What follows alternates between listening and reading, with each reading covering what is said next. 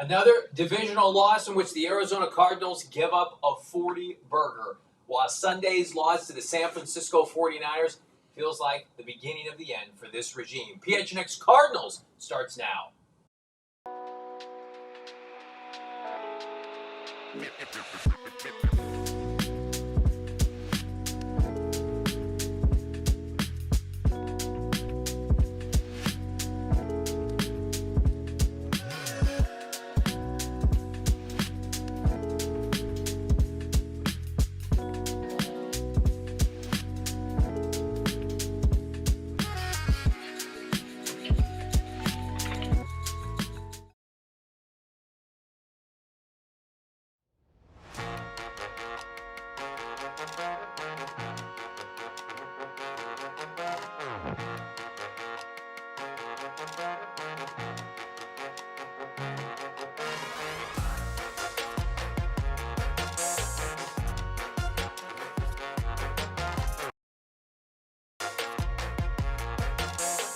Hey, welcome in live from Studio K. It's the PHNX Cardinals post-game show. It's your premier Arizona Cardinal podcast. Like and subscribe.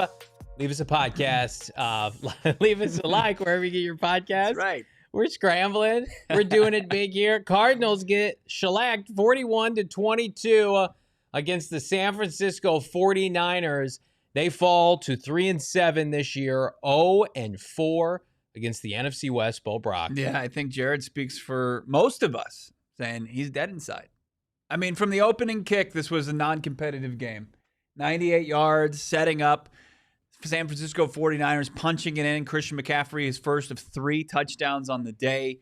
And the Cardinals can't get out of their way in any phase of the game, whether it's just from special teams, offense, defense, as far as being disciplined and trying to avoid penalties. How about a franchise record amount of penalties in a single game? We're going to get into it. What's the fallout? Because that's what the conversation needs to be. It's not this second consecutive putrid performance by this team. It's what does this mean for the organization going forward? Who stays? Who gets to come with us beyond 2025? Because some guys, their tickets are being canceled. They're being ripped up. Yeah. And, others, you saw some decent performances out there, mainly from playmakers. But, man, just they're now 0-4 in the division with 2 games against the Rams, who handled the Seahawks today.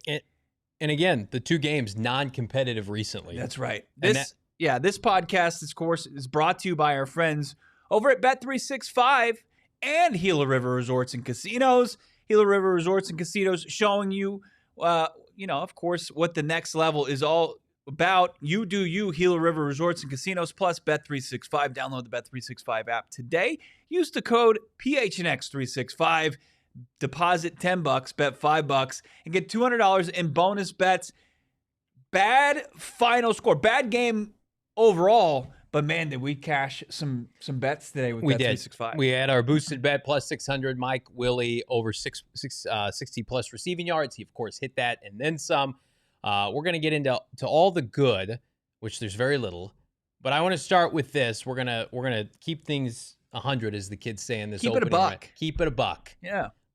When the Arizona Cardinals decided that they were going to IR Kyler Murray, a soft benching, and they were going to go with Jacoby Brissett, they did so with the understanding that they had the blessing of Michael Bidwell and Monty Ossenford, and that they were going to get a chance, meaning Jonathan Gannon, to pick their own quarterback next offseason. And, can't push back on that. People like Rap Sheet and Adam Schefter have come out and said that. That was their mulligan, right? And they liked how the offense ran with Jacoby Brissett, and they very much have made the decision that Kyler Murray was going to be soft bench on injured reserve. Kyler Murray is healthy right now. And again, we're not going to see Kyler Murray play football for this team again.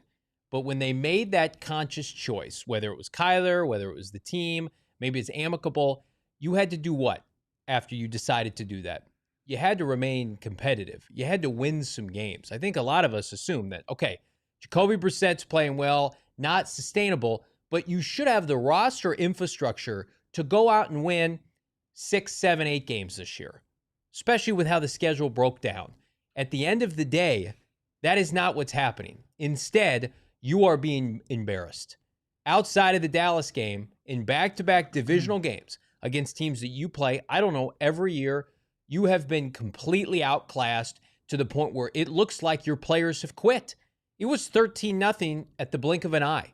It was 35-0 last week in the second quarter. This statistical game for Jacoby Brissett is a nice footnote. This game was non-competitive in the third quarter. You got embarrassed again. So here's where we're at for the Arizona Cardinals.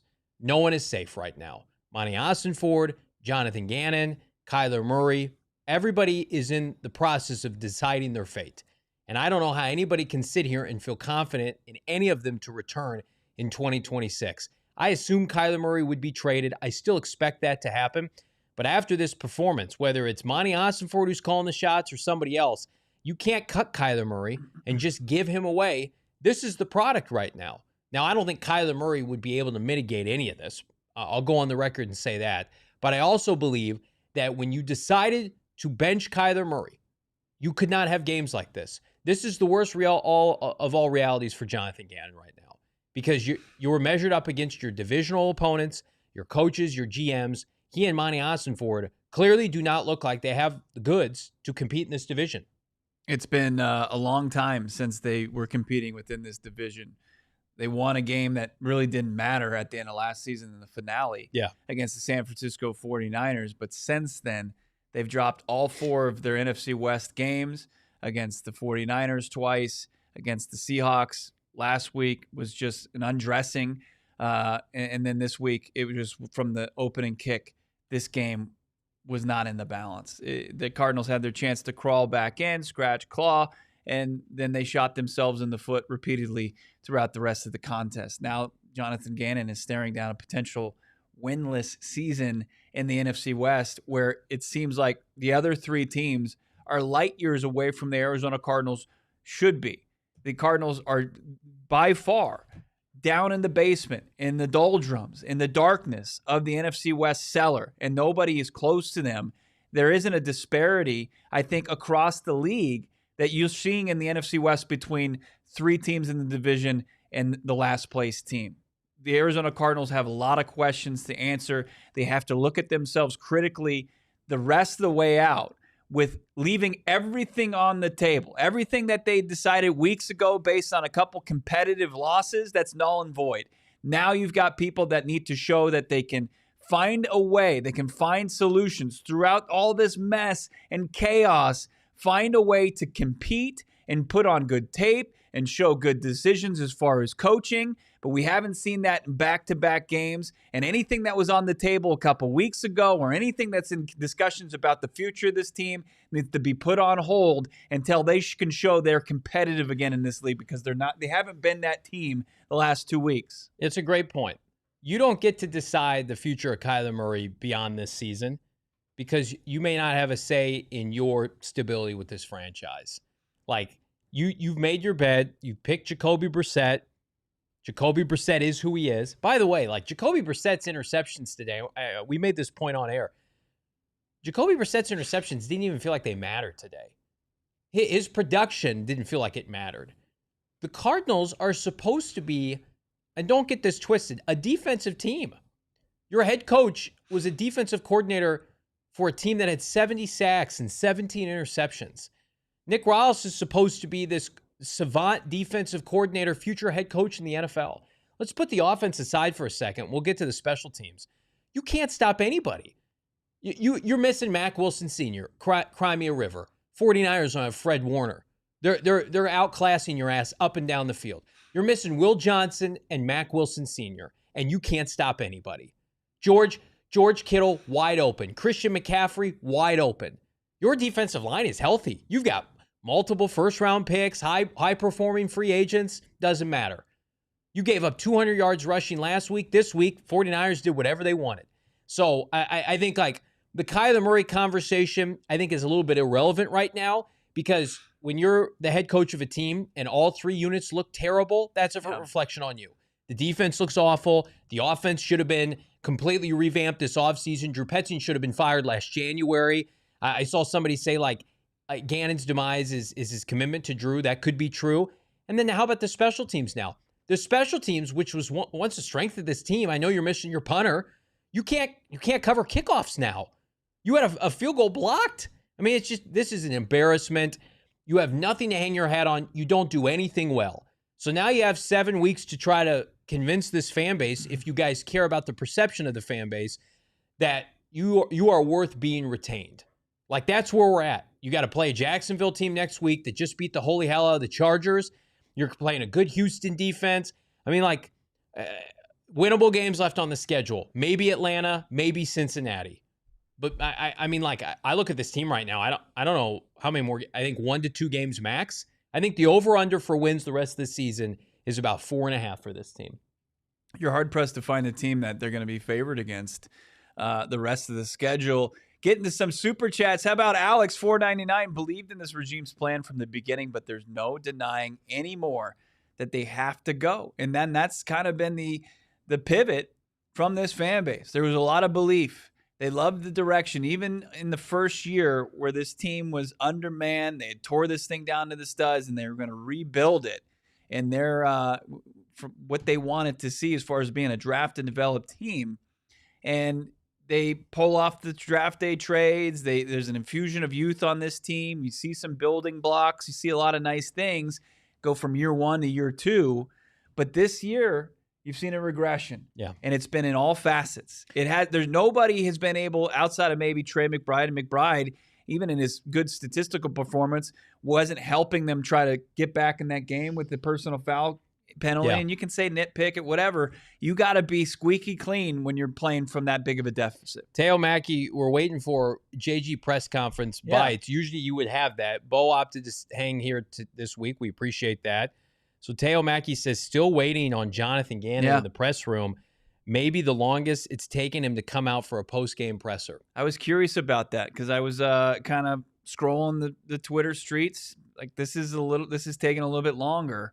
And usually, you know, with Mackey or Donnie Druin or our guys in the press room, they're usually firing out quotes, and it's nothing. It's radio silence. I think the Cardinals had their press conference, like their feed. I think they've even taken it down.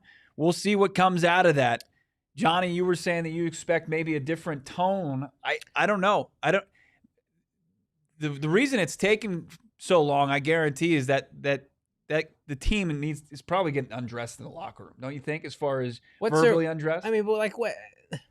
It's a second consecutive. Do we have somebody to undress game. This coaching staff? Can somebody come down? Well, and I'm talking undress about the top staff? to bottom, but yeah, we'll get into. Can Monty Austinford rip the coaching staff? That's great. I like the players that they have. Like, indictment on your staff that Michael Wilson can't get consistent targets, and today he set the marker for most receiving yards in an NFL game this year, but he was underutilized. It's like, yeah, the coaches need addressed. The Cardinals get an F for coaching this year. They have failed their fan base. It's an F. The players haven't been perfect. They're players. They're good players. Like Walter Nolan, Darius Robinson was a first-round pick. It's like nobody's developing. Nobody. You might have individual good players. Nobody is vibing together. I want to get to these super chats here, and then we're going to hear from Gannon, who's at the podium now, according to Jalen Blair. Blake, $4.99. I would rather watch the Arizona Rattlers play. At least they won games and contended for championships. Listen, today felt like watching an XFL team out there. Chaz, $1.99. When do fans start to matter to this organization? I would love to hear Jonathan Gannon apologize to the fans. He has not done that yet. Mm-hmm. I thought it was a mistake last week to open up the presser and not apologize to this fan base and say, this is not who we are. I believe that. I believe what we're doing. I apologize. You guys deserve it. You need to do that because you can't have the superiority complex. And we love JG on this show, and we had him on the show, and we believed in his messaging. But you can't get outclassed by Mike McDonald and Kyle Shanahan back-to-back weeks, losing 8 of 9, and be like, putting it on the players. You're the coach.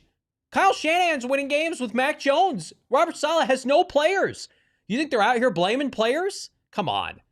That is ridiculous. I need to see some ownership from the staff. Yeah. We'll get to what we're hearing from the Cardinals head coach, plus more your super chats on the other side. It's PHNX Cardinals. And we're fired up here on a post-game show, and the only thing to help your boys are our friends at Circle K. Circle K is gonna do you right. Circle K is gonna be my go-to on the way home.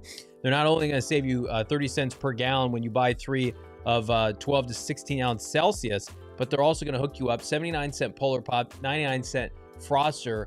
The Inner Circle rewards are flowing throughout the Venerable household, so much so my young son, after his flag football game this weekend, said, I need a Polar Pop like I need air at Circle K, and asking you shall receive, young man. And then they've also got so many good meal deals right now, $4, $5, and $3, which is an absolute banger. The $4 deal for breakfast, that'll get you going. Join the Inner Circle for free by downloading the Circle K app today. Terms and conditions apply at participating locations. Visit CircleK.combo for more details. Man, I mean, you talk about what's necessary after another loss like this. How about 3 Amigos? Oh, need it. I mean, farmed here in Arizona. I mean, it's farmed to glass basically with 3 Amigos. It's your favorite tequila, the Valley's favorite tequila. And it's family owned right here. Founded in 1939, crafted in Mexico with 100% Blue Weber agave. And it's award winning for a reason. Smooth, bold, and made for the moments that matter. Win or just rip your soul out loss. That's what 3 Amigos is there for you. Make 3. What makes it different? Well, it's easy. The agave, they farmer themselves. No outsourcing needed. They create the true farm to glass tequila. This season, tailgate, toast, celebrate, mourn, grieve, cope with the Valley's favorite tequila, 3 Amigos. Hit that like button. Want to remind everybody our player of the game is one Michael Wilson. He's the X Factor player of the game. Tremendous job by Big Mike Willie. And again, like, to me, Michael Wilson is the proof is in the pudding with this franchise and this regime of, like, you've had a talented kid that we saw was talented since 2023. You had an offensive coordinator that wouldn't utilize him. You had a situation in which this team didn't, prioritize throwing the football downfield. And now it's like too little, too late. I'm just glad Michael Wilson's got another year under his contract. So whomever's coordinating this offense next year has a chance to utilize him.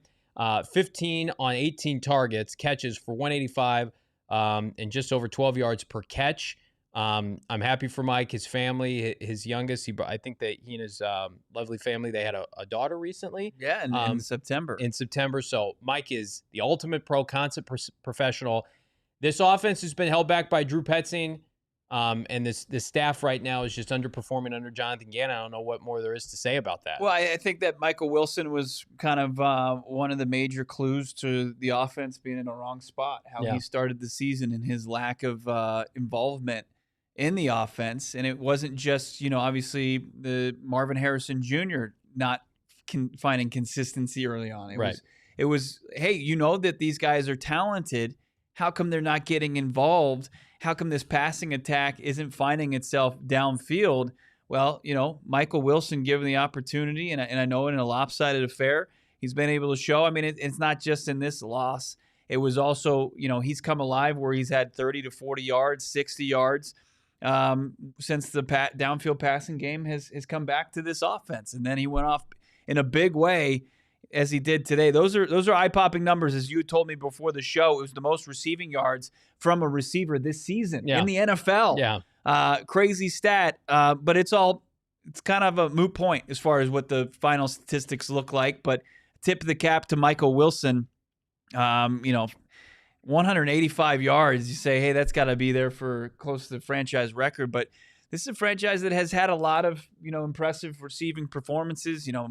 217 from Anquan Bolden in his rookie debut. Frank Sanders has hit 190. Michael Wilson now has a higher single game receiving yardage than Larry Fitzgerald ever had. That's kind of crazy. But I don't think, Mike, as humble as he comes, he's probably doesn't care about it nearly as much as we're making it out to be, because it was just a non-competitive loss for the Arizona Cardinals. We're waiting on Gannon's meeting with the media now, and of course our guy Bo Brack would usually be there, but he's with us this week. No Britton Golden. He's back next week. Let's jump into more of your super chats. Juan saying there's no way JG's staff stays another year, right? Talking about the tweet from Cam Cox, Cam at 12 News. Respect Cam's opinion, and he's dialed in just as well as my co-host is here. Benjamin Albright, several people reporting. I think it was in Fowler and Schefter's report. on the Arizona Cardinals that it looks like, Austin Fort and Gannon are going to get to survive this. And Cam Cox was kind of reiterating that, but he's also pointing out, like, as far as the effectiveness or ineffectiveness, as far as the coaching and how it's kind of not just falling on deaf ears, but the team is not competing any longer this season. Right, and that's the key word, competing. How do you make that case? And I think as much as that might have been the report and might have been the case a couple weeks ago, things are heating up. Right. I think things have to be heating up because not only with the additions to the stadium, as far as, casitas and higher profile seating, you've got to be able to draw season ticket sales. How are you going to do that when there's no belief in the coaching staff? And I think you would look, back to the last time we went through this with Cliff Kingsbury, and if there was just like, sitting presidents have their approval rating. Mm-hmm. What's Jonathan Gannon's approval rating? I think you're going to find it at an all-time low right now, and not enough confidence that's going to get people to go and spend their hard-earned money. We had some loyal Cardinals fans tell us today on a watch-along, they left early. Our guy Manny left the game early. He said he's never done that. This organization, as much as you saw things and you thought the direction was different, the way the team was going to be built, and everything they were doing led you to believe that. By the way, you're not wrong. You thought that this was finally going to be the path to finding consistent success, and it's been just in line with previous failures of the past, if not larger failures. Yeah, I think that Benjamin's report, which he came on our show prior to the Colts game, was very much of the mindset that the Cardinals were going to win some games, right? And I think that was the byproduct of Schefter and Rapsheet's report as well. Yeah. I got some updates from the press conference. Our guy Donnie Druin always does his little summary here. Here's your takeaway notes from Gannon's press availability. He says, the message to the team, we're on the mat. When the alarm goes off tomorrow, you better wake up.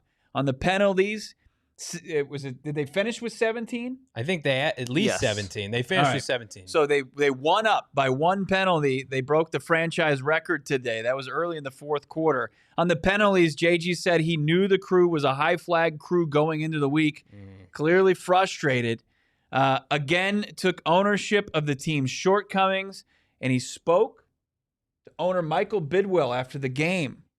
Highlighted turnovers, field position, why they've allowed 40 points in back-to-back weeks. Said the defensive coach that's unacceptable as a defensive coach, and then come back to work when he asked how he was going to get off the mat. I don't like bringing up the fact that the officials were a high flag unit. The Niners weren't officiated. The Niners didn't have a bunch of 17 penalties. Let's not do that. I don't love that, the optics of that. The Niners were fine. I mean, they had a typical game. And, of course, what stands out is he met with Michael Bidwell on the, before he went out there, which maybe is why he took a while.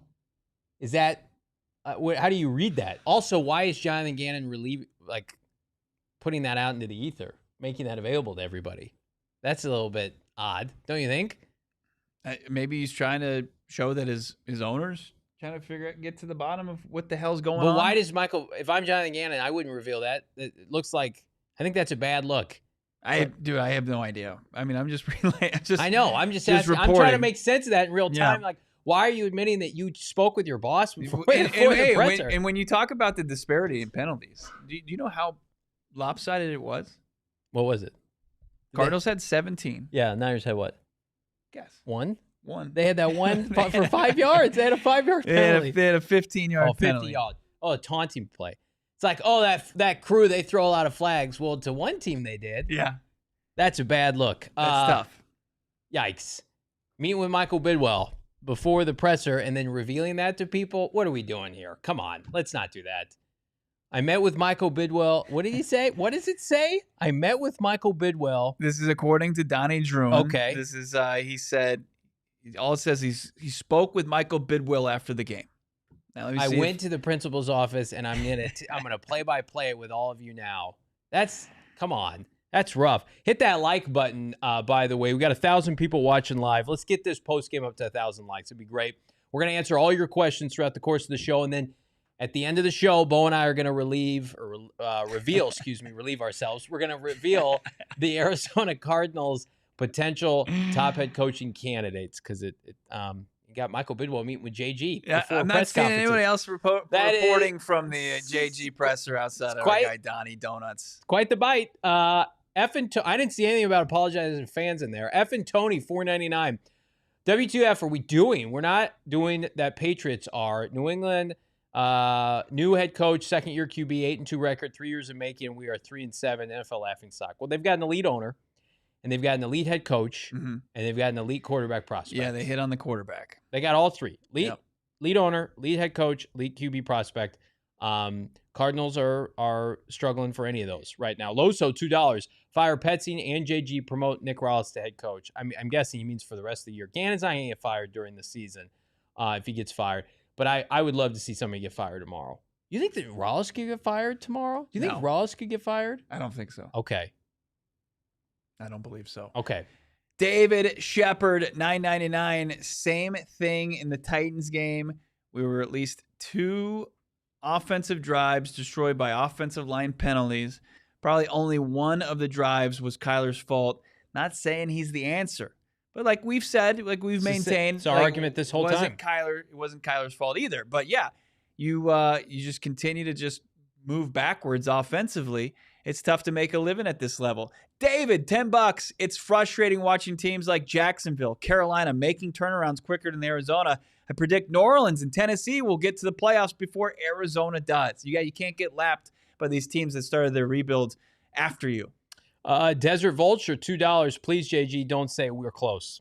I mean, I don't think he did, but they're not close. And that's disrespectful when they say those things because we all say, I mean, like you could kind of theoretically say that when they were losing close games. You can't now. Like, what are you supposed to say now with these kind of outings? I would come out, apologize to the fan base, talk about your process, talk about what's gone wrong, highlight the players that are, succeeding. But I need some accountability, but it may not matter. Alphone's $1.99. Wilson has that dog in him. Always a Michael Wilson truther, as were we. Yeah. There are a lot of people that are like they need to trade for a receiver. They need to sign one in free agency. It's like they have an offensive coordinator problem, and they should have moved off of their offensive coordinator. Give me Amari Cooper. He can mentor Marv. Amari Cooper got a contract and say, I can't play anymore. You guys thought I could. I'm telling you I can't. Desert Vulture, $2. Teams looking forward to playing and get right. I'm sure about the Arizona Cardinals. And that Jacksonville defense was the reason they won in easy fashion today against the Chargers. Yeah, let's get back into some more super chats on the other side, plus more takeaways from Gannon, some post-game takeaways, and also what really, really went wrong out there today that we're not talking about. We will get to it coming up next here on PHNX Cardinals.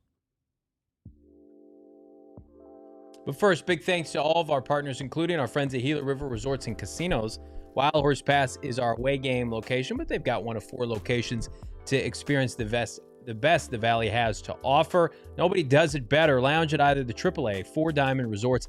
Let relaxation take charge with unbeatable desert and mountain views. Go all in with 4,500 slots, live table games, or catch all the action at the largest sportsbook casino in Arizona. We love it there at Gila. We don't do a lot of winning at Gila in terms of the Cardinals. We do a lot of winning at their sportsbook and, of course, on the casino floor. You do you, Gila River Resorts and Casinos. Visit playatgila.com for more details. Have you heard of Monarch? I have. Big fan.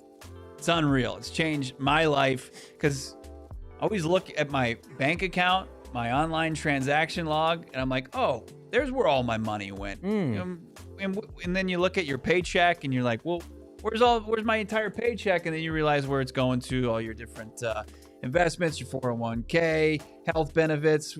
You've got so many things to handle financially. Why not simplify things with our friends over at Monarch and do it getting half off your first year by using the code PHNX at monarchmoney.com. It's like having a personal CFO in your pocket. Me and my family, we love it. We're on the right track financially, and it's not just about getting paycheck to paycheck. It's about building real wealth. It's the app that the Wall Street Journal has called 2025's best budgeting app. Find out for yourself and do it at half the cost. Monarch. Use the code PHNX at monarchmoney.com.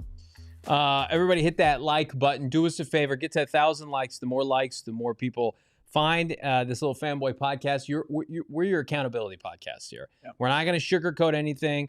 With all due respect to some other podcasts, some other outlets here locally, like Bo and I, we've had JG on the show. We've had Kyler Murray on the show. We're going to tell you how it is. And I'm going to tell you right now, at minimum, one coach should be fired going into tomorrow.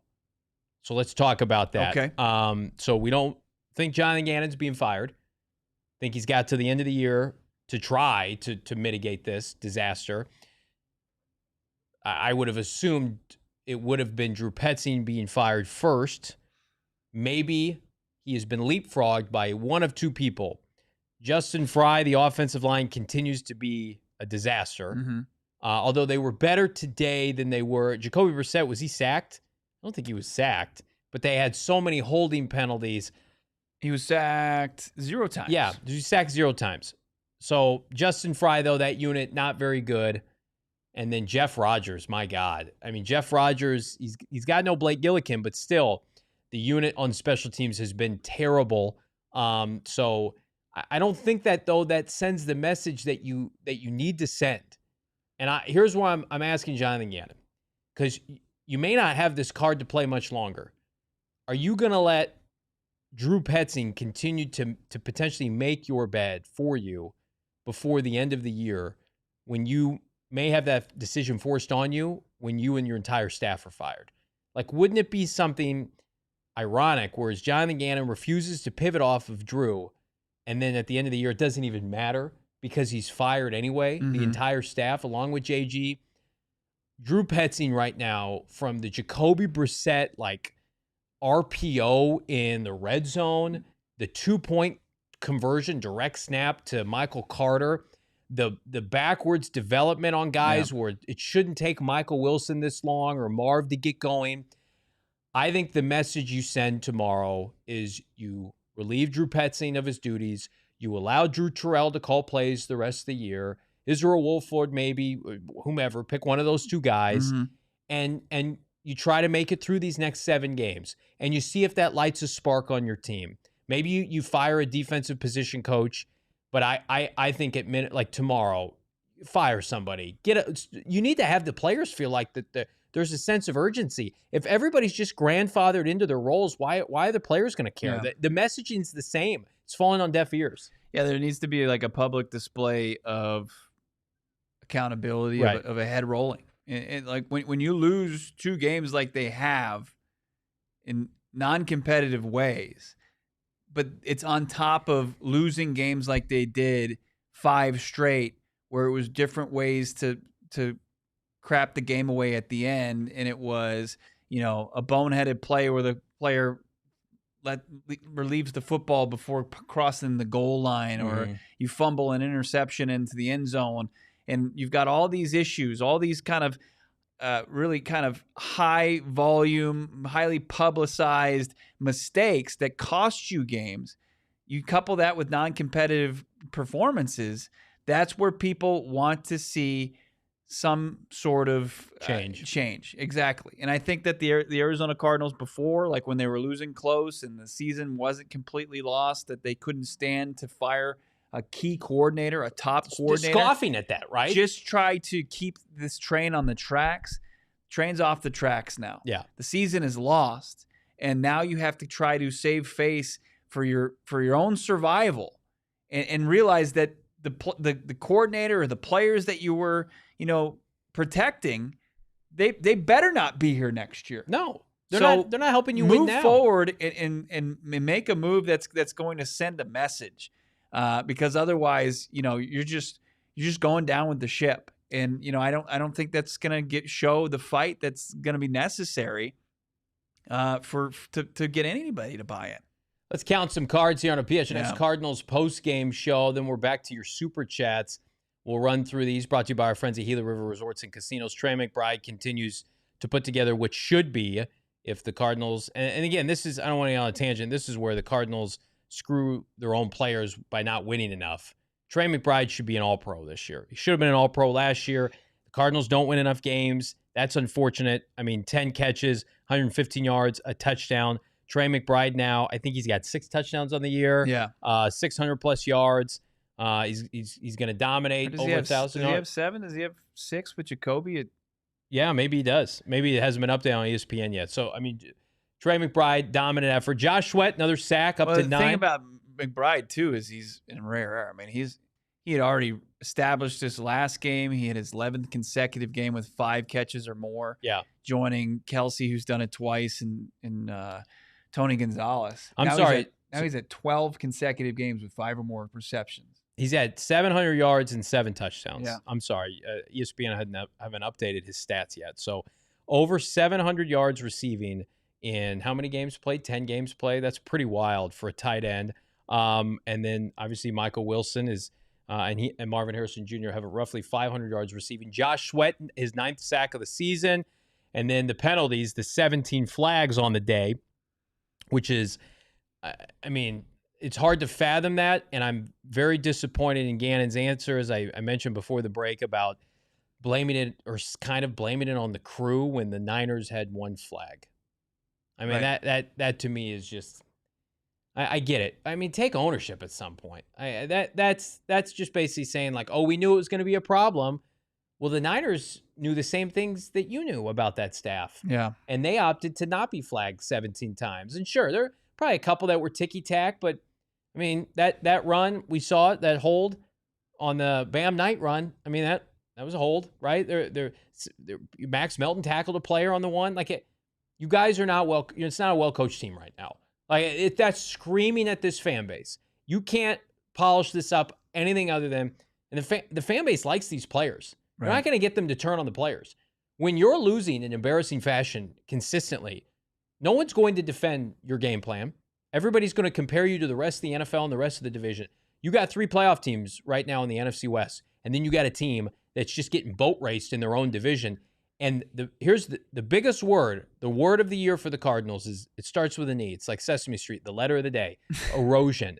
The Cardinals have they're an eroding product. Right. They're not on the rise since mid-year last year when they were 6-4. Yeah. Right? 2-5 at the end of last year. Don't let that little insanity run tell you that this is a top 10 player in the league, because it's not. This is not a team that's going to be consistently winning football games. They haven't done it yet. They have to get there. And, you know, the old adage of, you know, lose by a lot, lose by a little, win by a little, win by a lot. Like, they're not even on that trajectory. They're not. They're back to lose. They've gone backwards to where they're losing by a lot of points. And this coaching staff, they're going to have to figure out, you know, where it went awry, because at least in 2023, when they didn't have a competitive team, they were a disciplined team. Right. They were playing tight games. When they were losing tight games, and like you saw the division, the NFC West, and they was getting out of their reach early on because the Niners kept winning and the Rams kept winning and the Seahawks kept winning, and you would see the division standings and people would be like, well, the Cardinals aren't that bad. Yeah. The Cardinals aren't that bad. They've lost a lot of close games. Now they are matching what their record is. Their past 2 performances match what their record is, and now they're turning into more of what that, you know, where they are in the standings. Yeah. And it's really, it's you can't hide from it. No, they were a 3-point underdog and they lost by 21. I mean, like, yeah, they're a 3-point home underdog and they lost by 21. Last week they were a 6-point dog and they lost by 20+ points. Mm-hmm. Like, that's everything. Sitting here and blaming the players. Come on. Like what are we doing? Nobody in the chat. Michael, $4.99. Gannon can't say he wants killers and have zero energy on the sideline. No mention defending Mr. Screen Pass, Petzing consistently. It almost feels like Drew Petzing and Jonathan Gannon are like a package deal. Almost, that's kind of what it feels like. It's like, hey, Gannon's like, I'm going to defend Drew to the end of the line, even if it costs me my job. What a really depressing kind of reality for JG to go out like this.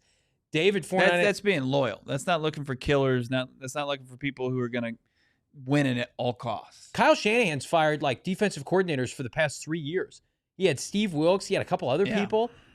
Like, this is the NFL, man. You can't produce that. Get the hell out. That RPO on 2nd down. I mean, the game was 19-10 at that point, right? Or 19-7. Yeah. 19-7, and you were knocking on the door. You were moving the football, and you call a 2nd down RPO with your 32-year-old immobile quarterback, right? And you lose 4 yards. And I think did you lose yards on third down too? Yeah. You have to settle for a field goal, and it's a 2-score game. It's still a 2-score game. It doesn't matter. Like, you make almost zero headway there because of that boneheaded call. Like, that's the difference. Like, like statistically, you're going to see the wide receivers have better numbers, and the quarterback passing statistics are up, and the points per game are up from where they were, going through the first 5 weeks of the season. But you're still in crucial, critical moments making boneheaded calls. When it's like when it's 3rd and 1, when it's 4th and 1, we're still seeing the wrong call being put in there. Yeah. I'm going to hit some of these super chats, Bo. David, $4.99. Wasn't Schefter and co. wrong about Kyler starting in Dallas? Maybe Gannon's future isn't as secure as others think. I think that, and by the way, Schefter and Ramsey got those articles up at the same time. They got information directly from the Cardinals. And this is an organization that's been tighter to the vest since Austin Fort Gannon took over. So information that leaks or gets out, it's usually put there. Chief Skull, Bidwell is selling an experience that right now, frankly, sucks. Gannon isn't coaching, and I said keep Rollis. Now I say clean house. That's what this is. That's what it's snowballing into. Right now, it's hard to argue that it's not the best for the team moving forward. Yeah. Bob, $2. Cards helmets say choose love, not football. All right. Darth Vader, $4.99. I agree that the penalties were out of all-time high, but some of those penalties that were called were egregious. Yeah, I agree, but still, you put yourself in that situation where, like, you take away some of those penalties. Does it really change the outcome by that much? I mean, and that's also like it goes back to, not to get on a tangent here, but it goes back to what we talked about earlier this year. There were people who were making arguments that the Cardinals were the best 2-5 team of all time. And it's like, hey, they were losing. There was things people were saying that they had the best win percent, they had the best point differential, and they should have been winning these games, but they were losing them. Yeah. It's like the people that right now, and like I thought the Broncos were frauds. All the statistics point to the Broncos like not winning games. Guess what they're doing? They're winning games. They're the best 2-5 team of all time. It's going to turn around for them. They're terrible. They're 3-7. They're getting blown out now. Where's their gold star for the best 2-5 team of all time? Get out of here with that. Loser mentality. Losers lose games. Winners win games. You got coaches in this division that are winners that win every flipping year. And another reason why it points to coaching issues is why they couldn't capitalize on being the best 2-5 team. Yeah. And why it went the other direction. Right. We'll explain why that is. It's going to come up next year, PHNX Cardinals. Hit that like button for our friends at the Husband and Wife Law Team. I was driving in today, and you see a lot of advertising, you see a lot of billboards, and then I see some promotions for the Husband and Wife Law Team. They have themselves put together experience ready to deliver for you. I promise you right now, of course, nobody can guarantee the outcome of a legal case. They're here with promises that are proud for you and all their clients when it comes to relationships. This is a relationship. This isn't a transaction to them. You can cancel their fee agreement at any time for any reason. You're going to receive as much in your pocket as they do for their fee, even if they have to reduce their attorney fees to do so. You can speak with one of their lawyers as often as you choose. They're there to talk you through everything, anything you want to discuss. You have the right to trust your lawyers. Do it with the Husband and Wife Law Team here. They're a staple in the Valley. We're so fired up. Lots gone wrong for PHNX Cardinals on the field this year. Husband and Wife Law Team are leveling us up off the field. If you have a serious injury, call the Husband and Wife Law Team first, 602-783-8841, or visit their website in the links in the show notes. Tell them PHNX attention. Yeah, I'm calling Mark and Alexis tomorrow. I've been duped. I've been wrongfully duped into a winning year. Yeah. Look, it's a tough day to rep your team, but Rally House is going to put you when the tides do turn, and they will at one point. Rally House is going to be the spot where you're going to want to load up. I mean, we got the sweet salute to service Tillman jersey right behind us. Also, we got the rivalries jersey. You can at least look good while your team looks horrible on the field. Rally House, they got locations Tempe, Mesa, Glendale. If you haven't checked out Rally House, it is like a sports fan's wonderland. It's unreal what they've got. Their selection, nobody can touch what they've got over at Rally House. From, of course, jerseys, hats, they got drinkware, signage, coolers, and even socks. Carry all your Arizona sports teams. Suns, Cardinals, Diamondbacks, ASU, U of A. Yeah, those two teams that won this weekend, not the Cardinals. You can buy it all at Rally House. Find your local Rally House location. Shop their entire product assortment online, rallyhouse.com. Hit that like button. Subscribe to PHNX Sports. We got By the Numbers here on the post-game show. We're going to get to your super chats, and we are going to get to our coaching candidates here. In this crap box of a game, what about our play of the game? Oh, yeah, let's do that. Well. Yeah, we're going to get to our play of the game. Here's By the Numbers here, presented by our friends at, I believe, Desert Financial Credit Union, of course. Cardinals had a lot of good box score numbies. I did see this. This was via Josh Weinfuss on Twitter. So you see that 488 total yards. Cardinals outgained the Niners by 207. That's the worst yardage differential by any winning team this season. Yeah. Doesn't matter. Yeah. Doesn't matter when you're giving up 98-yard kick returns and your special teams are terrible and you're turning the ball over and you can't receive the football and you can't secure an interception. Look at those penalties, 17 for 130. The Niners just They're suffocating the poor one on that side. The Niners just came and took what the Cardinals gave them. Players wide open. The Niners are on to bigger and better things. The Cardinals are on to what we assume is going to be a top 10, top 5 draft pick. Let's jump back into your 17 penalties, 3 turnovers. Yeah, that's a poorly coached team. Can't force turnovers. Can't clean up penalties. The Cardinals dominating garbage time. They had garbage time touchdowns. They had garbage time yards. Yeah. And that's unfortunate. Doesn't mean the players don't care. They didn't try. Jacoby Brissett set the NFL record for completions today, 47. It was the most like Chris Paul hits a 3-down 40 for the Suns type of stat I've seen in a long time. Let's jump to these super chats. I'll get through these as you feverishly type away. Brian P. Season ticket renewals come out this week. At least we saw Shedeur in a game. And the trade for him can officially die. Yeah. He is who we thought he was. How did Shedeur look? Bad. Be bad against the Baltimore Ravens. Let me take out a box score. All right. Lamar, $5. Make Michael Wilson wide receiver run. Give him more opportunities going forward. I think that's a given. Oh, along with Marvin Trey. I mean, I like the. It's like we say this every week. I like the players. 4 for 16? Yeah, he was really bad. I like the players. I think like a good coaching staffs get more out of these guys. John's $2. JB giving us all the empty calories. Jacoby Brissett, God love him. I mean, he's out there, he's slinging, he's having a good time. He's making mistakes, but he's trying to make plays. He shouldn't be in this position. We've talked about it. He said on that first pick in his press conference that wide receivers both ran the wrong route. Yeah. It's not great.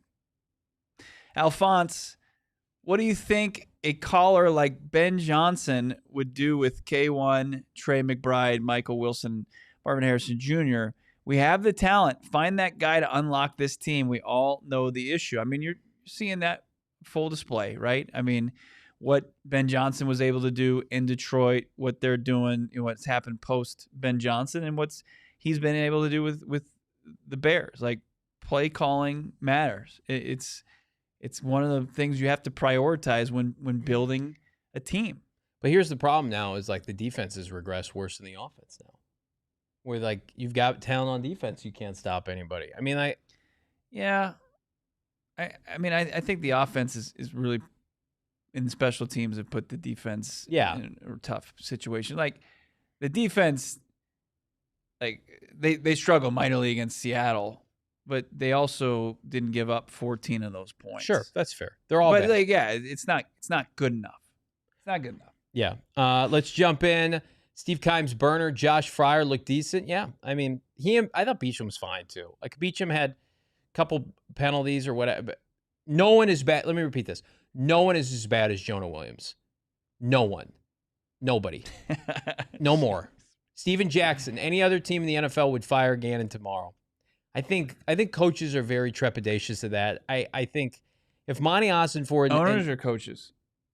Owners, excuse me. Yeah. I think Monty Ossenford and Michael Bidwell can get started on a head coaching search even before the season's over. Yeah. I mean, Jonathan Gannon deserves to finish this year. I know people are going to, throw fruit at me for saying, I mean, what's the point? What are you trying to determine? You're not keeping anybody from the staff if you fire Gannon now. I mean, I think somebody else should get a chance to call plays for a while. I think that should have been done a while ago. Yeah. Sean Scott, move on from JG, bring in Kenny Dillingham.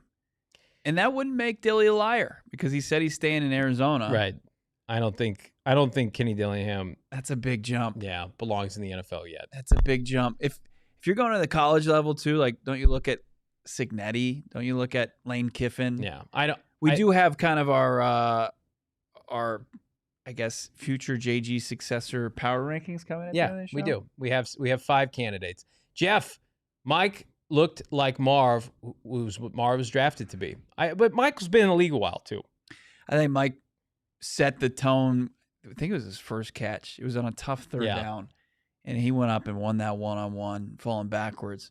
And it just Jacoby Brissett just knew, okay, I can trust this guy. They have weapons. I think the takeaway should be they have too many weapons to be this ass weekly with their passing game. So beautifully said. Darth Vader. What poem is that from? I think that's beautiful. Yeah, I don't know any poets to reference here. Darth Vader, $4.99. Do we really have a chance unless we steal a coordinator from within the division? I got a coordinator for you that I'm going to bring up later, Darth Vader. I got one too. AZ Moses, 89. We knew the offense was bad, but you can't have 40 dropped on you back-to-back weeks, 100%, especially when you are defensive head coach, time to clean house. It's the biggest. If they were losing these games and the defense was playing really well and the offense was just bad and it was a quarterback problem, then you could have Kyler be your martyr. Yeah. Wouldn't be the right thing to do from a nobility standpoint, but you could, Kyler's the problem. We'll take care of that. We'll do this. There have been plenty of examples like this year in and year out. Like Kevin O'Connell and Brian Flores can go into this offseason saying, J.J. McCarthy, get the F out. Mm-hmm. We're competitive despite you. Right? The Steelers every year, competitive despite their quarterback. The Cardinals are no longer competitive. The Cardinals can't stop anybody. The Cardinals can't cover a kickoff or field a kickoff or punt the football. Nothing works for the Cardinals right now. And the biggest indictment is the fact that you got to play we don't get to say goodbye to the NFC West for 3 years. You play these guys, you play these MFers every year. Does anybody think it's changing with this regime right now? I don't think so. We got another break, according to Noah. Yeah. I thought we were through all of our breaks. I'm sorry. I'm a bad boy. We're going to get back to your super chats here. First, I want to just highlight before our break. I'd love to do this, Noah. Our play of the game. The play of the game. 49ers opening kickoff, 98 yards, set the tone. The Cardinals wet the bed since then. Can't label this the Cardinals quit and say, well, this is the play that turned the game, unless it's the opening kickoff where the Cardinals seemingly quit on the opening play. Yeah. You can't be out of the game from the opening kick unless you do give up a big-time play on the opening kick. And that's that. That's brought to you by our friends over at Arizona Lottery. If they'd like us to maybe give a positive for the hometown team, let's just use the one I said about Michael Wilson. Yeah, that was a good catch. Yeah. We got one more break, then we're jumping into our head coaching hierarchy here. Dingo says no more breaks, Noah. Did you listen to Dingo? No one makes the rules. Too bad. One more break, and we're coming right back. It's PHNX. Fired up because we hit our boosted prop with our friends at Bet365. I'm rolling in it, man. Boosted parlay, plus 600. You could have gotten it this morning. We plugged it on the pregame show. 3 for 3 on our 3-leg parlay. Michael Wilson over 60 yards. Trey McBride anytime touchdown. And, of course, Jacoby Brissett over 225 passing.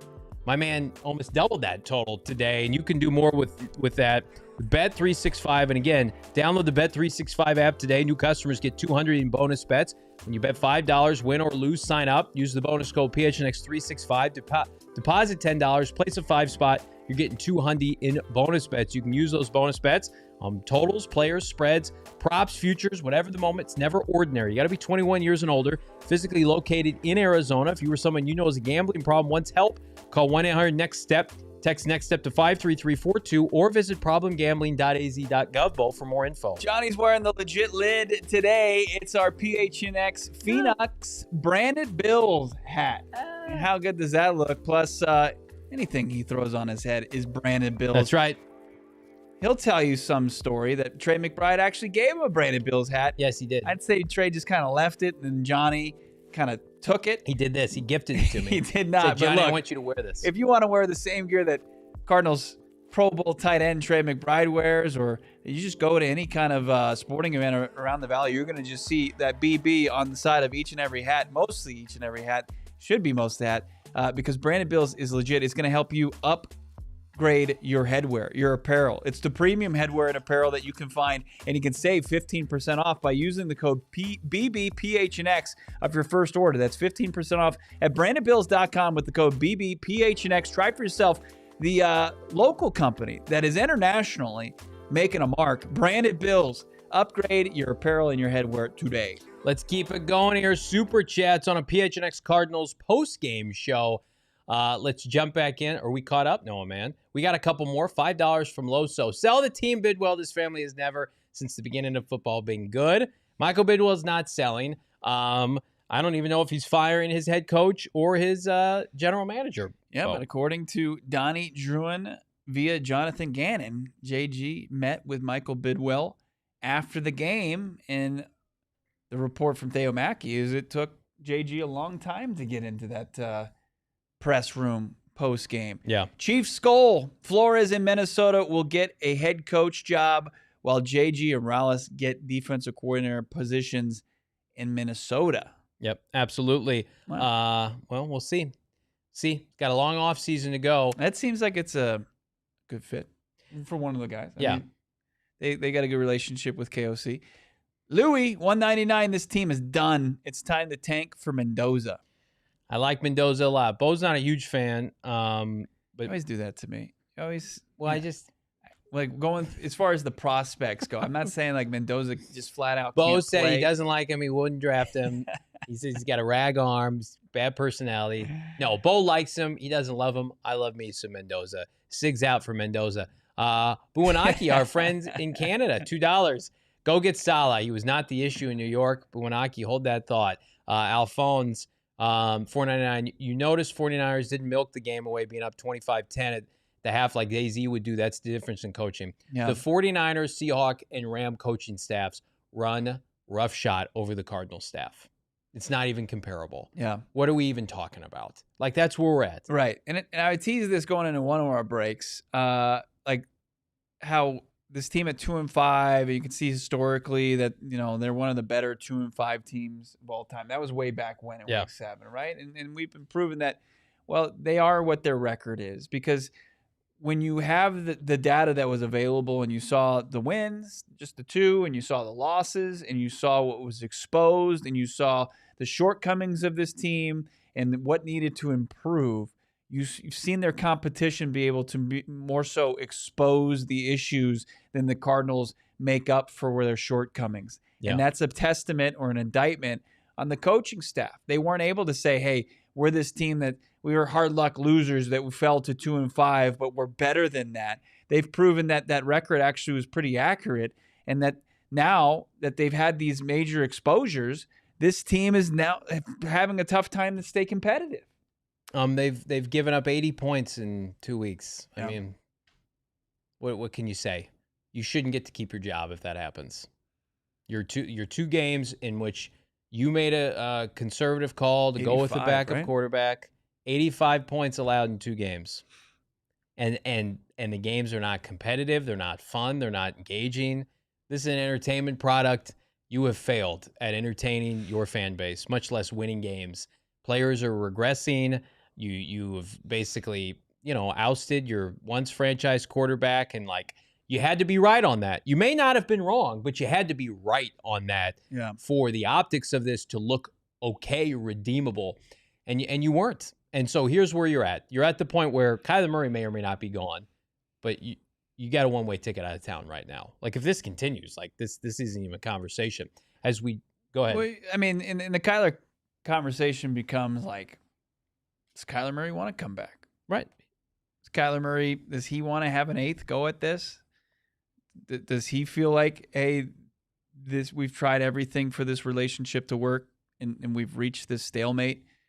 And maybe he's like, yeah, I'd like to see what else is out there. So, people wanting to point to the organization, I think that this is going to be probably a collaboration to find, the best option forward. But the Cardinals, as we were talking about in the pregame, like they cannot lose out on that asset on Kyler Murray.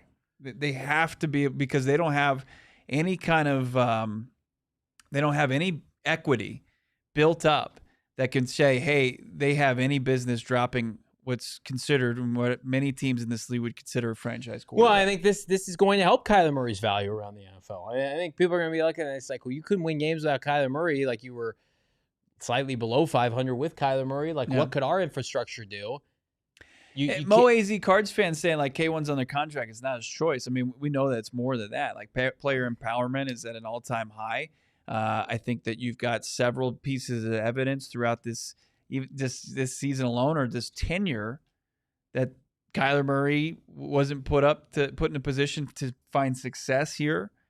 And I think that, like, they would probably oblige if they could find a trade partner. I think no doubt. But here's what I'll say. Like, Kyler Murray also isn't going to hold out. He's going to get paid regardless. And so, like, I do think, like, if they had if somehow, some way they had a new regime come in and they couldn't find a trade partner and the trade options stink for the Cardinals and the draft class doesn't work out, it's just like, why not just be like, all right, Kyler, you're going to be on the team this year. Right. Like, I'm not saying I think they're going to do that. I think Maya Osfor is going to try his best to trade Kyler Murray. But I'm with you. And I've come to Jesus moment, like, the last couple of weeks, last week or so, because I thought Jonathan Gannon was going to win 7 games and this was going to be redeemable, and you're quitting now. You don't get to quit and then cut Kyler Murray. I don't want to do that. Cardinal fans shouldn't be subjected to that. You want to quit, then quit and get fired, and then we'll have a new regime take over. And then, if you can get a 2nd-round pick for 3rd-round pick for Kyler, then so be it. You can't cut Kyler Murray winning 4 or 5 games and just being completely outclassed. Because it's just like, he's an asset. He's clearly an asset. And right now, he's proven a point, for better or worse, that, like, he mitigated your pass rush. Your coordinator offensively didn't want to work with them or couldn't work with them. Like, get out of here with that. Don't cut Kyler Murray. If you have to keep him, keep him. God forbid you have to keep a quarterback that, a lot of teams would, rather start than, I don't know, J.J. McCarthy. Like, the Vikings would sign Kyler Murray. Yeah. The Steelers, Aaron Rodgers just broke his wrist. You don't think they'd take a flyer on Kyler Murray? Like, they'll get a draft pick for him. I'm pretty convinced of that at this point. Keeping it going with the super chats. Nope. Okay. You want it? Here we go. Here we go. Asking you shall receive. We got 10+ new members in 10 minutes via our watch along. And because of that, we are debuting our potential JG successor coaching hierarchy. Okay. We're not sitting here saying JG will be fired. However, 3-7, 15-29, blowouts aplenty. Now is the time. Here are the 5 candidates we've identified as of right now. Noah, man, let's see him. Mike McCarthy, Super Bowl winning coach of the Packers, won 12 straight games, I believe, in 3+ straight years with the Dallas Cowboys. Was out of football last year and this year. This year. Clint Kubiak, the phenomenal OC for the Seahawks. Dad was head coach of the Texans. Robert Saleh, former Jets head coach, that has completely undressed this franchise more times than I care to admit. Joe Brady, the OC for the Buffalo Bills, would go along the same vein of draft a quarterback, get an offensive head coach, and then lastly, Brian Flores, who's done a phenomenal job this year, keeping the Vikings competitive despite egregious quarterback play from Carson Wentz and J.J. McCarthy. These are our big 5 right now, ahead of some uncertainty, 7 games left with Jonathan Gannon. Yeah, we had kind of crunched the numbers. Mike McCarthy, very comparable to Sean Payton. People won't admit it, but, like, wins, losses, Super Bowls, they're kind of the same guy. Yeah. And you would take some of the seasons that he had in Dallas that were called failures that made it to the postseason. You would take that at this stage. Can he kind of could he maybe find some success that we haven't even tasted in far too long here? Could he compete with some of the other head coaches in this division? I think he's got a track record. Is there a ceiling for a guy like McCarthy? Yeah, I think you can absolutely say that. Saleh, yeah, I'm tired of watching him celebrate on the Cardinals sidelines, every time he faces them, because his defense is finding a way to make big time plays and shut down this offense and win football games. Like, it's Saleh. There's the experience there. It checks a box as far as not, bringing in a new first-year head coach. I think that the fan base is tired of seeing that happen. Yeah, I agree. Because it was 3 consecutive post Bruce Arians, right? And Bruce Yeah. Arians was technically a first-year head coach, but he had so much experience under his belt in the league, and he had that interim stint right before he was hired for was it Pagano, who had cancer and with the Colts, and he led him to that playoff appearance. So it's a list. And I like Clint Kubiak. I mean, Clint Kubiak is shown he's got a ton of success getting the most out of quarterbacks, from Brock Purdy, his career year in San Francisco. He's the passing game coordinator, to Sam Darnold. He's worked with Sam Darnold. He's working with Sam Darnold right now and has worked with him in the past, and then also found some success early in New Orleans last year in a disastrous season. I see people dogging on some of these picks. We'd love to hear your recommendations. Matt LaFleur, I saw people floating that Matt LaFleur's not getting fired. I'm not sure Matt LaFleur would take this job. And again, like, we're under the impression that I think a lot of these coaches would do an interview with the Cardinals. I am not anti-defensive head coach. Listen, if it works, it works well, like Mike McDonald. We've seen that. And I also think when you talk about the Cardinals not having security at the quarterback position, it also might lend itself better to a defensive head coach. Because, like, who's the quarterback of this team next year, guys? I don't think anybody knows definitively. Whether it's Flores or I'm a huge advocate for Robert Saleh. Let me give you my sales pitch of Saleh here. Okay. As I've done it many, many times. He was a head coach of the Jets. He won 7 games, I think 2 straight years. They bottomed out. They were 2-3. He got fired. I think at minimum, like, you're going to get high-level defensive play, and I think he holds his players accountable better. Yeah. And I think he and Woody Johnson clashed, and he was forced. Zach Wilson was forced on him. I like really strengthening the Cardinals with Robert Saleh while weakening San Francisco. And yeah, my buddy Blake texted me. He's like, "Well, you have to give the Niners a 3rd-round pick." That's a drop in the bucket. You're giving them what? Yeah, if he's a good coach, he's a good coach. You're giving him pick 100. Yeah. Congratulations. Like, the Cardinals are bigger than just a draft pick right now. Put that list back up real quick. Let's just look at the number one positive for these guys, right? Mike McCarthy, obviously established. Winning resume. Yep, winning resume. Clint Kubiak, hot coordinator. Weakens the Seahawks. He would weaken the Seahawks, and he would give you offensive upside. Yep. The defense would be a complete unknown. You'd have to find somebody to be his defensive counterpart. Yep. Robert Saleh would, all the defensive talent that you have that you're not seeing a lot of production from, he would be able to potentially untap that. He would weaken the Niners, and he would also raid the 49ers offensive staff for potential future offensive coordinators. And I think Flores falls into the defense, unlocking the defense too. Yeah, and then he could raid Kevin O'Connell's staff for offensive. I love that combination. Whereas Clint Kubiak, could he get a secondary coach for Mike McDonald to come over? I just love the idea of stripping good coaches from within. Yeah. Right. I think Joe Brady can't do that for us. Right. Joe Brady would be the ultimate, like, the Cardinals have a top 3 pick. Mm-hmm. They're going to get a quarterback. We're going to mirror the quarterback with Joe Brady, and we're strapping him for the long haul. And again, that might be the right decision, but I think I like the defensive coaches being able to come in here, or Kubiak being able to come in here and really just kicking the ass of the coaches in the division. I have seen Clint Kubiak put up big points on the division rivals. I have seen Robert Saleh shut down the Rams, shut down the Seahawks. Like, those are tangible things. Claymore Jones saying not Saleh. What more did Robert Saleh have to do? He's the reason the Niners are going to make the playoffs this year. Like with Mac Jones, they got no player. Look at who the Niners are playing with defensively. You see Fred Warner. If it was Fred Warner and Nick Bosa out there, Cardinals wouldn't be scoring at all. He is an elite defensive coach. And again, like, people are going to have PTSD because Gannon's a defensive guy. A good coach is a good coach. You're going to have to couple him with an offensive guy, though. Yeah. And you also have reservations, like when you look at Flores, how things went south with the quarterback. Anna saying Rams OC Mike LaFleur needs to be in there. Wouldn't hate that. I mean, like, go in the NFC West, man. The Interview McVay these coaching coaches. tree is actually has some success. I But there's not a whole lot of experience there. You gotta be able to find somebody who can come in here and not, this is gonna sound harsh, wet the bed against the NFC West. You gotta be able to come in here. Aloysius, you're too concerned about simply damaging the Niners. They've hurt him so much. Well, this entire division. Oh, you know what? I'm sorry, guys. Let's go get another Cleveland coordinator. Awesome. Let's go pick more people from the NFC East. Let's get somebody from the AFC South. My bad. No. I see the Gruden in there. I don't know if Gruden's going to get an honest look as head coach in the NFL. Michael Bidwell wouldn't do that. No. No chance. I think those are very realistic options here. For people who say there's not an option on the list, that's what you're dealing with this offseason.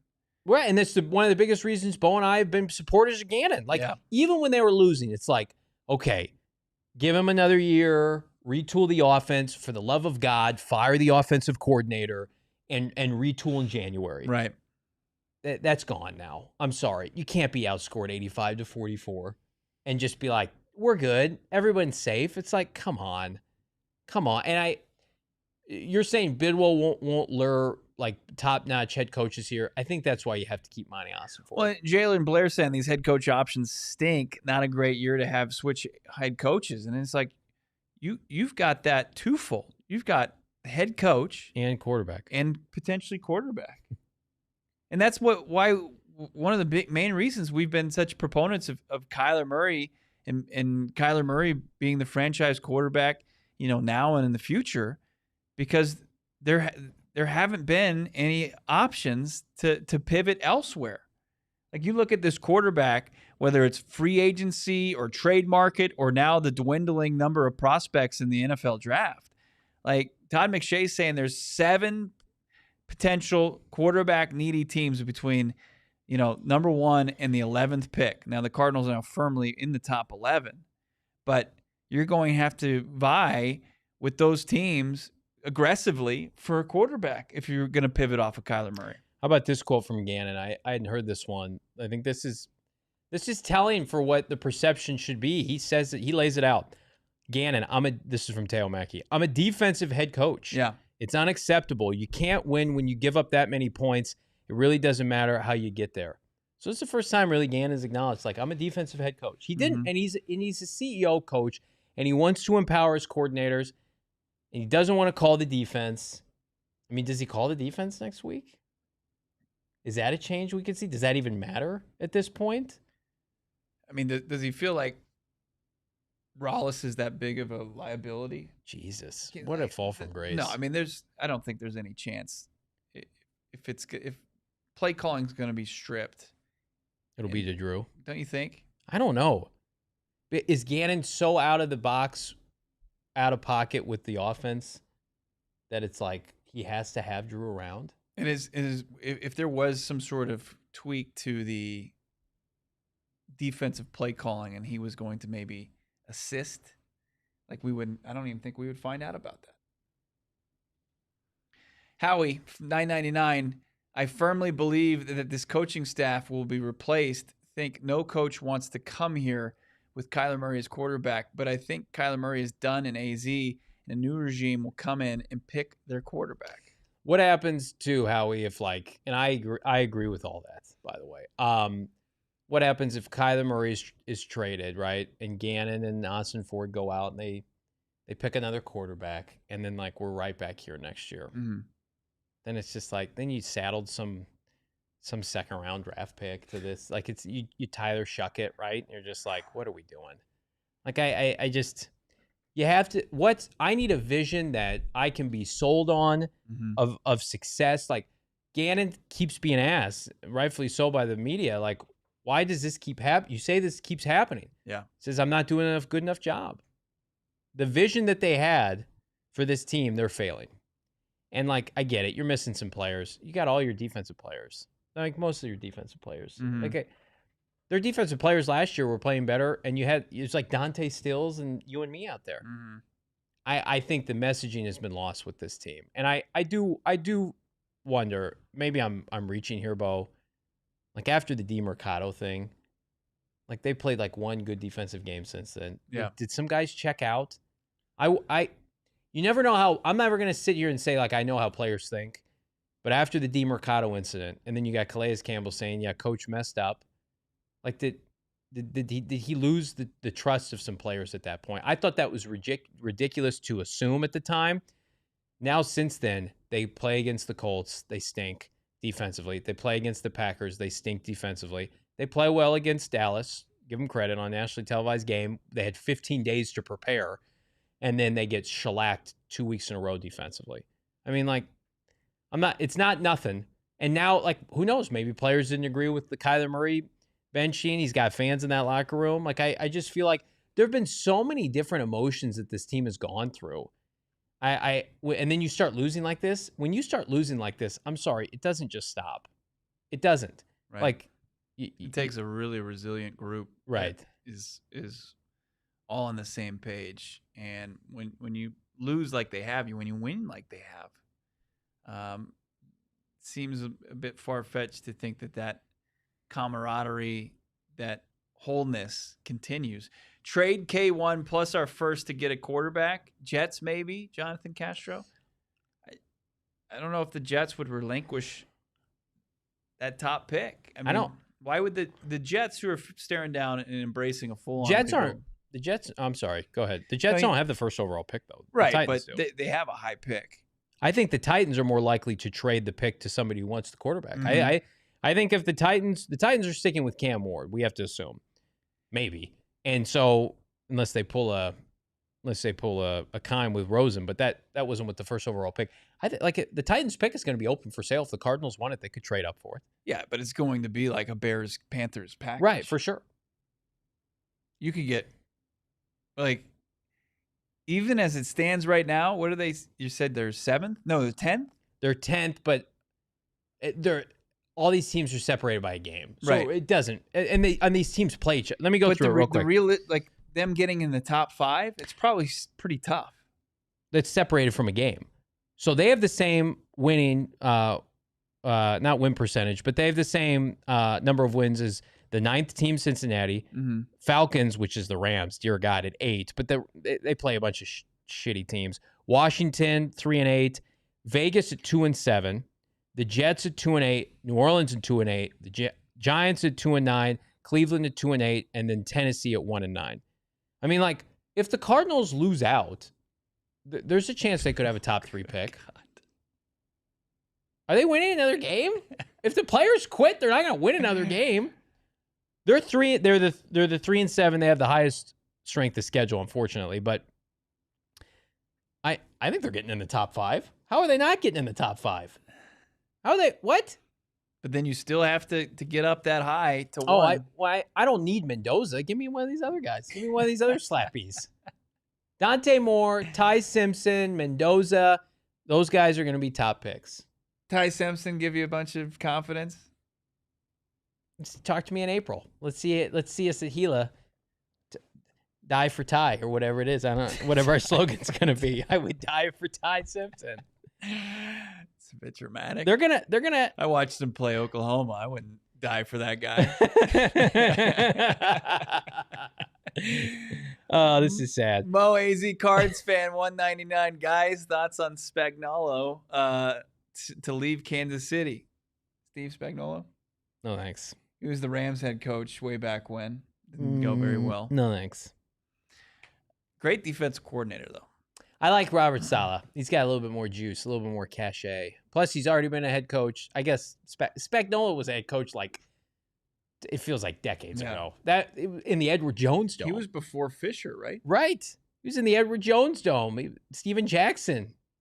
Miles Johnson. I'd rather get K1 another shot with a new head coach due to the quarterback market for 2026. It's a very popular response right now. And listen, I think I'm going to shoot it with you, Miles. I think the damage is done with the GM and the quarterback. That is my understanding. But you're not wrong in thinking that. Like, hey, get a really competent OC in here. You got a quarterback who has shown to have some juice, but this is going to be the most chaotic bat-you-know-what offseason because there's no security for anybody, and there's a chance Black Monday everybody could stay or everybody could go. Kyler Murray, what's going to happen with him? Like, make an argument that offseason is going to be a hell of a lot more entertaining than whatever the hell we're watching right now. Yeah, you have a potential coaching search, quarterback trade, quarterback search, draft, free agency mixed in there. Oh, man. Jonathan, QB market helps K1 trade. I think it does. 100%. 100%. Dasm Good said Ty Simpson is okay, but I'd rather take a second-round quarterback like Sawyer Robertson or sign a quarterback free agency via trade. The free agent quarterbacks are hell. They are so bad. Matty Ice wants to get Belichick off from the house in condition of, what is it? We win a Super Bowl in 4 years, but is he bringing Jordan? Do we get Jordan, his girlfriend? Is that a package? Guys, deal? I'm trying to win games. I don't want old man Bell. Trade for Joe Burrow. Theo, I think that's so. Any quarterback that you like that's signed his deal after Kyler Murray, like that deal is kicking in, and the money, the dead money that the team that would be trading that quarterback would have to endure is too high. I'll give you a quarterback. From like Burrow to Tua to Trevor Lawrence, like all those guys, I'm not saying that they'll be traded, but like their dead money is so problematic that I don't think you could even fathom it. I'll give you a quarterback. Send Kyler to his home state of Texas. Package picks CJ Stroud from Houston back to Arizona. Stroud's had 2 bad years in a row after a phenomenal rookie season. There's no chance they would do that, but that's the extreme example. It's like you give up your top pick plus Kyler Murray plus another pick for CJ Stroud. And I mean, the only thing you could hope is that the negotiations, because this is the offseason that happens for quarterback deals, go so far awry that publicly it forces a divorce. Green Guy Castro, K1's contract is untradeable. It is not. It's got 1 year guarantees left. 2026 is big money. Then they can go year to year with him. So the team that would take him would take on like the $37 million in guarantees. You would get hit with the dead money on that. But as far as quarterback deals, that's also middle of the road. You can cut him for nothing the next 2 years. Yeah. It's actually it's a 1 year deal. It's very appealing to teams. And then you have built-in options after that. Mo, he can't, because Dak is right there. Like the new money on his contract makes his contract untradeable. Like he's like $100 million in dead money. Jalen saying, if I'm Kyler, I'm making AZ release me so I can pick my destination. That's the worst of all realities. Then you should just keep him and play him. Because theoretically, Bo and I have been on the same page with this. That no quarterback you're going to get from the jump is going to be better than Kyler Murray. But this regime then has dug its own hole because they had a mini feud with him during the year and they've put him on IR. And now it's like, are those people like what are the chances Monty Ossenford gets fired? Because you got Kyle Odegaard going on Twitter saying goodbye Monty, goodbye JG. I think there's a 0 chance Monty Ossenford gets fired. 0% chance. It's close to 0. I mean, the way things are trending, I don't think anything's out of the question. Okay, but fair. Yeah, I agree with like our earlier conversation where I don't think Bidwill wants to clean house again 3 years later after Keim unceremoniously resigns and you have to blow Cliff out and then start from scratch again.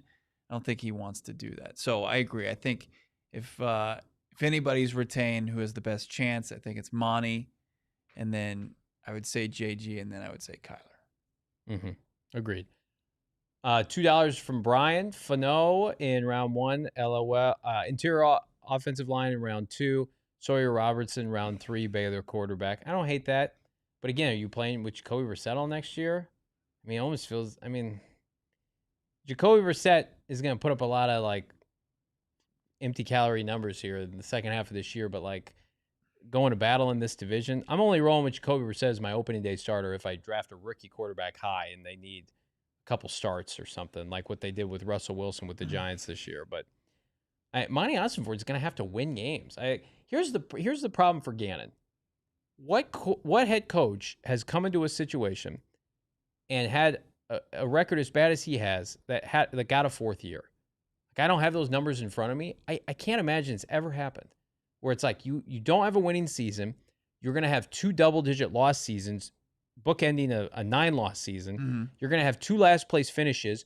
Your trajectory looks worse at the end of year 3. What coaches have been given a fourth year after that? I don't know if it's ever happened. I can't, in my adult life, I can't think of it. Yeah, it's tough to fathom that it's happened within the last. I'm not trying to be a jerk either. Like I'm Dable had as bad as the last 2+ seasons. He got blown out this year, but his first year he was a playoff win team. Like you go, what were they? 4-13. 4-13. Yeah. 8-9. Mm-hmm. I'm gonna say 4-13 again.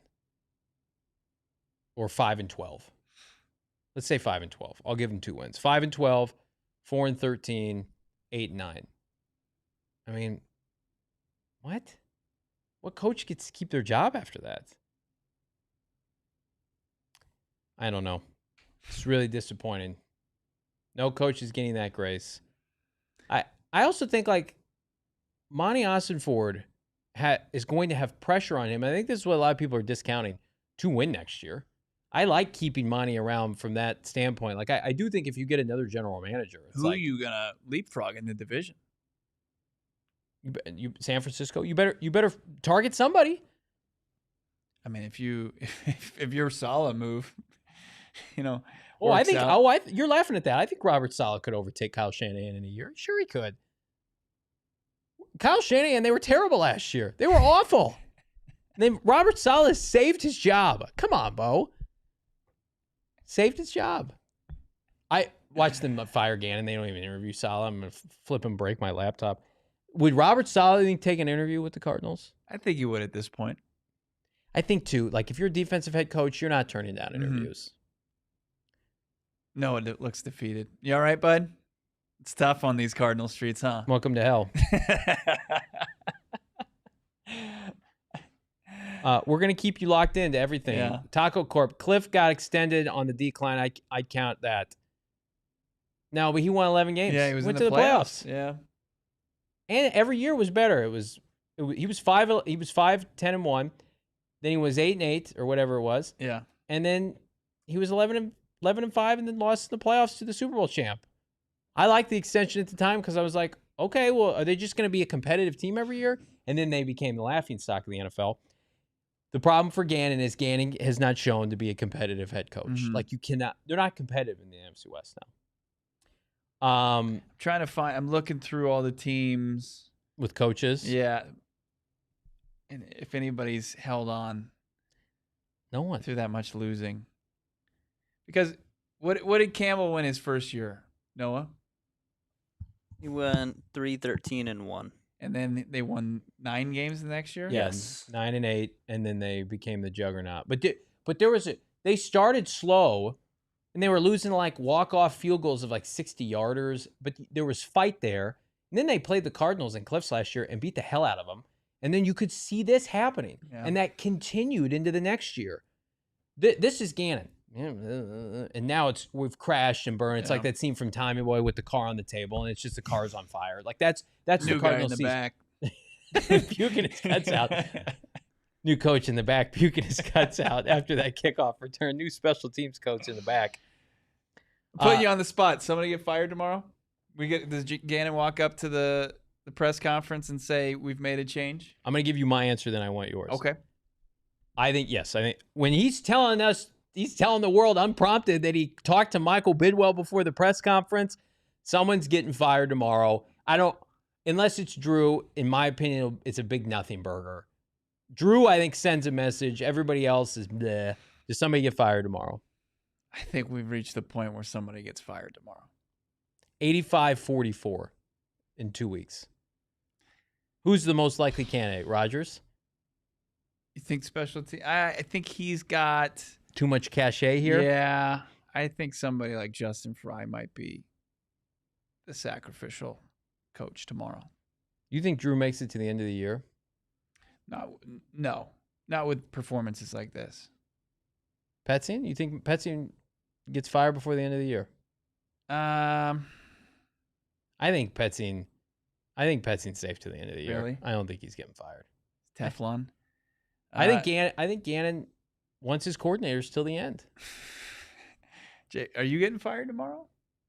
If it is, it's news to me. I'm gonna go meet with Espo right after the show. I'm gonna go sit and have a conversation. That's why it took us a while to get on air. Johnny had to go talk with our GM Espo. This podcast is producing, unlike the Cardinals. This is what this podcast is doing. Like all of you, because of all of you. Thank you for that. We're not going down here. We're going up here. Yeah, we appreciate everybody who hung out with us. We hate watch together during the watch along. We're approaching 6 hours of just live on air content, and anybody who hung out with us throughout that, thank you for that. It's been a brutal day, but it's been enjoyable to hang with all you great people. If you like our content, appreciate it, and want to see more of it, I got 2 asks of everybody. Actually, 3 asks, all right? Everybody's on their laptop, mobile device. 3 things if you like our content. Hit the like button. Helps us exponentially. Subscribe to the podcast and PHNX Sports here on YouTube. Just hit that subscribe button. And then number 3 is just become a member down below. Click joins, $5, supporters club. We added double digits during the watch along. And then also leave a comment. So 4 things. I'm a big sicko. Leave a comment down below after the show. But again, we do the most Cardinal content. Mm-hmm. We feel like we do it at the highest level. And we're the accountability train. If you don't know, we're going to be at everything this offseason. We're going to be at Senior Bowl, Combine, Draft, Super Bowl in San Francisco. We're going to have Mike Garafolo, we hope, in the offseason. We're going to have guests aplenty. We're going to know exactly what's going on with this team every step of the way. So again, if you feel like you're at the lowest point with your Cardinal fandom, we're here to pick you up. We're here to let you know that you're going to have the ins, and we're going to create this community every day because you guys deserve it. Cardinals may be a tough product to consume right now, not this show.